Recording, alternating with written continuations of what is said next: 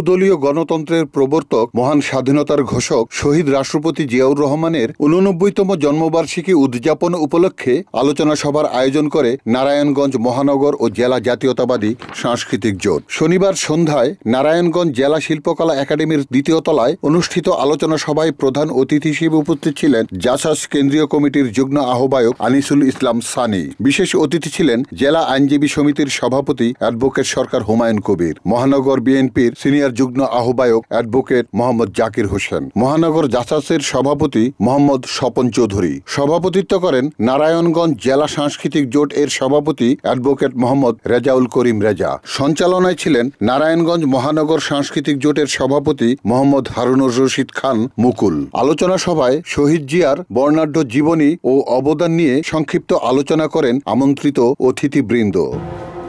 যখন ৭ই নভেম্বর ১৯৭৫ সালে সিপাহী বিপ্লবের মাধ্যমে এই দেশকে হানাদার ইন্ডিয়ার থেকে রক্ষা করেছিল, সেই শহীদ রাষ্ট্রপতি জিয়াউর রহমানের প্রতি আমি তখন থেকে দুর্বল, তার প্রতি শ্রদ্ধা। শহীদ রাষ্ট্রপতি জিয়াউর রহমান শুধু বাংলাদেশেরই সম্পদ নয়, সারা বিশ্বের একজন সম্পদ। আপনি মুসলিম বিশ্বে যান, সেখানে তার সুনাম ছড়িয়ে আছেন। ইউরোপে যান, সেখানে তার সুনাম ছড়িয়ে আছেন। তার সুযোগ্য সহধর্মিণী বেগম খালেদা জিয়া কত চড়াই উচ্চাই করে অত্যাচার নিপীড়িত সহ্য করে দেশে আছেন। আমার দেশ বাংলাদেশ, আমি এই দেশেই থাকবো, এই দেশেই চিকিৎসা নিব। জিয়াউর রহমান যেভাবে এই দেশকে গড়ার চেষ্টা করেছেন বা গড়েছেন, আমরা তার প্রত্যেকটা দিক আমরা অনুসরণ করব। আমরা ভোটের রাজনীতি করি, জনগণের রাজনীতি করি, যাদের কল্যাণে, যাদের সহযোগিতায় আমরা আজকে এখানে একতাবদ্ধ হতে পেরেছি। আপনাদের সবাইকে আমার সশ্রদ্ধ সালাম, আসসালামু আলাইকুম। আমরা আসলে আজকের এই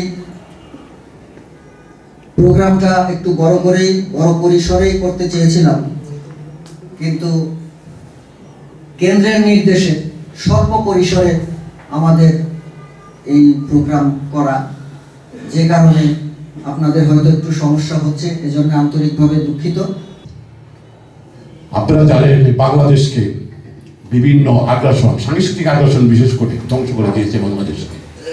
সেই সাংস্কৃতিক আগ্রাসন থেকে মুক্ত করার জন্য জিয়াউর রহমান কিন্তু নতুন কুলির আবির্ভাব করেছেন, নতুন কুলি জন্ম দিয়েছেন।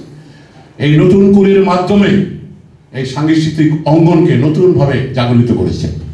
এটা অনেকেই জানেন না। আজকের এই যারা সাংস্কৃতিক সাথে জড়িত আছেন, যে তরুণ বয়স, আমাদের অনেক বয়স হয়ে গেছে, আমরা সে জাগরথল থেকে তাকে দেখেছি, খাল কেটেছি, তার সাথে অনেক প্রোগ্রামে অংশগ্রহণ করেছি।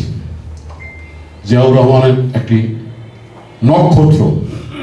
জিয়াউর রহমান স্বাধীনতার ঘোষক, ঘোষণা দিয়েই তিনি ক্ষান্ত হন নাই, সশরীরে যুদ্ধ করেছেন। এদেশের আবাল বৃদ্ধ বনিতা, কৃষক, শ্রমিক, মেহনতি মানুষ ঐক্যবদ্ধ করে এই মুক্তিযুদ্ধকে তিনি ত্বরান্বিত করেছেন। এই মুক্তিযুদ্ধে অংশগ্রহণ করে দেশ স্বাধীন করেছেন, লাল সবুজের পতাকা দিয়েছেন। আজকে যেটা এখন বর্তমানে উপদেষ্টা পরিষদ থেকে কথাটা এসেছে যে বাধ্যতামূলক সামরিক প্রশিক্ষণ দেওয়া হবে স্কুল কলেজগুলিতে, সেই উদ্দেশ্য নিয়ে জিয়াউর রহমান বিএমসিসি গঠন করেন। ওই সময় তৎকালে ইউনিভার্সিটিতে ছিল ইউওটিসি, কলেজগুলিতে ছিল বিসিসি এন্ড স্কুলে ছিল জেসিসি। এই তিনটাকে ভেঙে উনি করেছেন বিএমসিসি, বাংলাদেশ ন্যাশনাল ক্যাডেট কোর। আসলে জিয়াউর রহমান তুলনা জিয়াউর রহমান নিজেই, তিনি এরকম একটা ব্যক্তিত্ব ছিলেন যার কথা কেমন পর্যন্ত বলে শেষ করা যাবে কিনা আমাদের সন্দেহ আছে। সে ৭৮ সালে এই জাসাস করার জন্য কয়েকবারই ভ্রমণে যাওয়ার সৌভাগ্য হয়েছে। এর মধ্যে জিয়াউর রহমানের দু একবার সান্নিধ্য ওইখানে পেয়েছি। মূলত হলো আমি জাসাস থেকে ৭৮ সাল থেকে রাজনীতিক হিসাবে, কর্মী হিসাবে জিয়াউর রহমানকে রাজনীতিক নেতা হিসাবে কাছে পেয়েছিলাম। সবশেষে কেক কেটে শহীদ রাষ্ট্রপতি জিয়াউর রহমানের ৮৯তম জন্মবার্ষিকী উদযাপন করেন আমন্ত্রিত সকলে। Report Shahjahan Chowdhury, NAN TV, Narayanganj.